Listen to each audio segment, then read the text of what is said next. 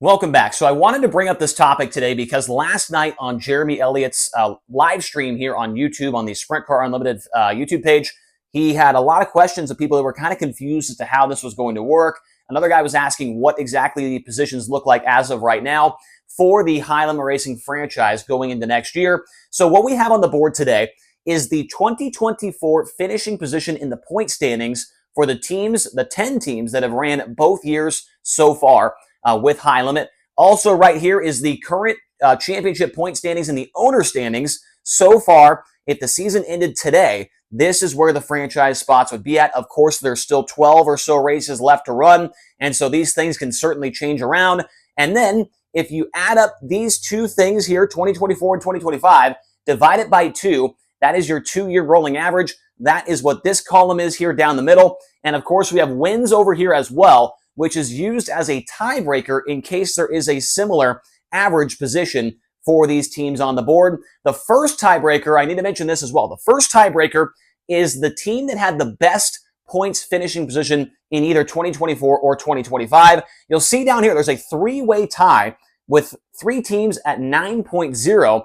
The tiebreaker would go to this team here with a 6th place run in points this year if it was to stay that way and nobody moved any other spots.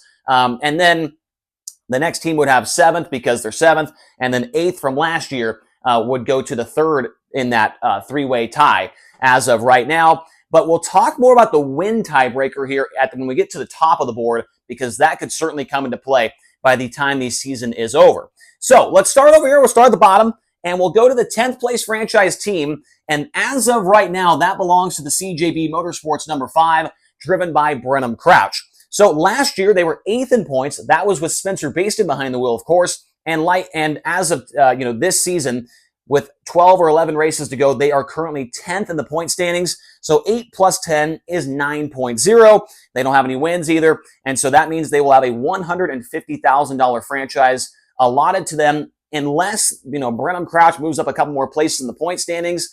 Then he would break that tie and potentially move up the board to maybe get the 8th best franchise if he really gets hot here the last couple of weeks. But he's pretty far behind as far as the actual points go. Sure, he's 10th, but as far as that gap from 10th to 8th and 10th to 9th, it's a pretty significant gap that he would have to make up.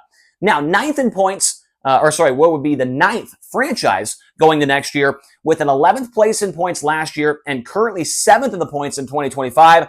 11 plus 7 divided by 2, once again, that is 9.0. They also don't have any wins to their credit with the series. And of course, that is points-paying wins. So no Gold Cup prelims, no Joker's Jackpot prelims. Those do not count in the win column. The 88, the Rod Gross Motorsports entry, driven, of course, by Tanner Thorson. If the season ended today, they would have a $175,000 franchise for next year. Now, let's move up another one to the 8th position. Last year, this team was 12th in points with Zeb Wise driving the car. This year, they are currently 6th in points. 12 plus 6 divided by 2, 9.0. They also have 2 wins to their credit. And so that means, I'm sure you can already figure this out by process of elimination, that the 26th, the Rudine Racing car, if the season ended today, they would have a $200,000 franchise awarded to them for being the 8th best team in 2 years of an average with high limit racing.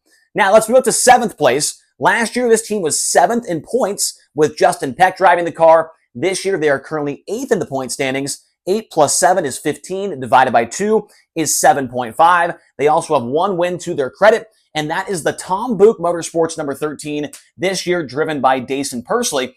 And if the season ended today, they would have a $220,000 franchise in their back pocket going into next year.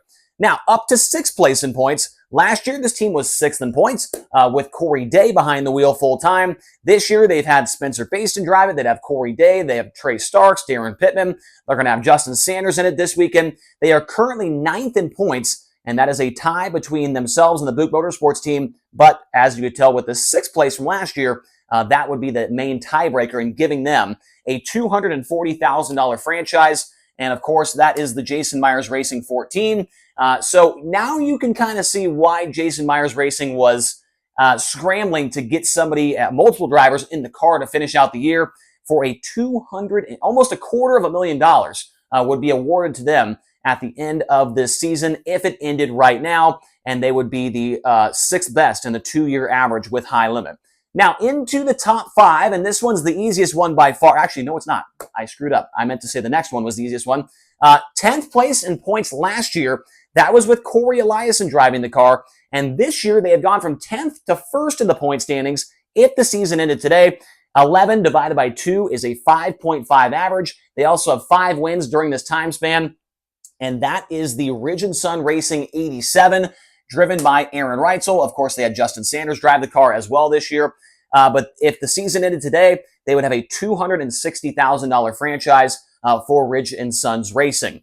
Now, up to the 4th place franchise. Last year, he was 5th in points. This year, he is 5th in points. That means a 5.0 average over 2 years, with 6 wins to his credit, coming with a $280,000 franchise at the end of the year. That would be for the Murray Marks Racing 19. Of course, the driver is Brent Marks. Now, let's go up to 3rd place and a $300,000 franchise. Last year, the team was 2nd in points.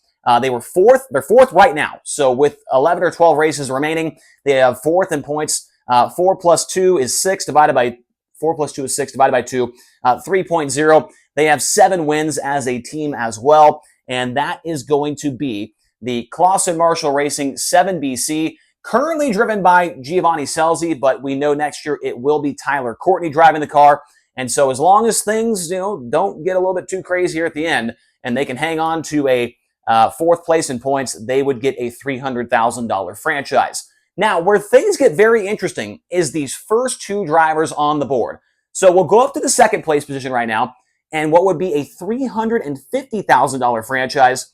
3rd place last year, they missed 2nd by 1 point in the finale race. They are 2nd in points right now. 3 plus 2 is 5, divided by 2 is 2.5, with 17 wins. We're talking, of course, about Rico Abreu.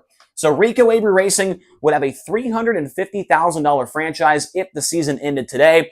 And now let's go into the 1st place guy. And then we've got some things to mention about that as well, because they could really change. 1st place last year in points, currently 3rd in points this year. 3 plus 1 is 4 divided by 2, a 2.0 average with 13 wins, and a $425,000 franchise for Casey Kane Racing with driver Brad Sweet. So that is how, if the season ended right now, that is how things would look. But with 12 or 11 races remaining, there could certainly still be a lot of movement. And the one that is the most important going into these last couple of races is the battle for the 1st position, because this could change very, very easily. If Rico Abreu were to win the championship this year, which he's only 25 or so points behind the Ridge and Sun Racing 87, and if Brad Sweet stays in the 3rd position, that would mean that they would have the same average, or the same best finish in the 2 years. Remember, that first tiebreaker is your best points finishing position within the 2 years. So last year, Brad Sweet, 1st place. Let's say if Rico Abreu goes 1st place this year, that would mean that they have that tiebreaker is still tied. The 2nd tiebreaker would be the wins, where Rico has 4 more wins than Brad Sweet, and that would promote him to the number 1 franchise spot going into next year. So that is very interesting, and I'm sure Rico knows these numbers. He knows what he's got to do if he wants to take down that 1st spot, which is a $75,000 difference next year. So definitely some interesting things to look at here. Hopefully this cleared some things up for you. The tiebreakers, the best finishing position in points from the 2 years. The 2nd tiebreaker is going to wins. This year plus this year divided by 2 is this. All that stuff. Hopefully it cleared the air for you a little bit. And just a reminder that this is, as of now, this could certainly change by the time the finale rolls around at the Texas Motor Speedway dirt track. But those would be those right there would be where the 10 teams that ran full time for the last 2 seasons with high limit. That is where they would end up at season's end. So let me know if this video was helpful. Let me know if I confused you even more. Hopefully that's not the case, but if I did, let me know in the comment section below. Also, there was a guy that commented a few videos back saying that this OCD was kicking in because I didn't have all my numbers, 1, 2, 3, 4, all my magnets. Yesterday I got bored and I did that, and it took forever, and it was the worst 42 minutes of my life. And so hopefully that guy's happy now. Not sure, probably not. But yeah, let me know your thoughts in the comment section below, and we will talk to you guys again here tomorrow on the Rodman Rundown.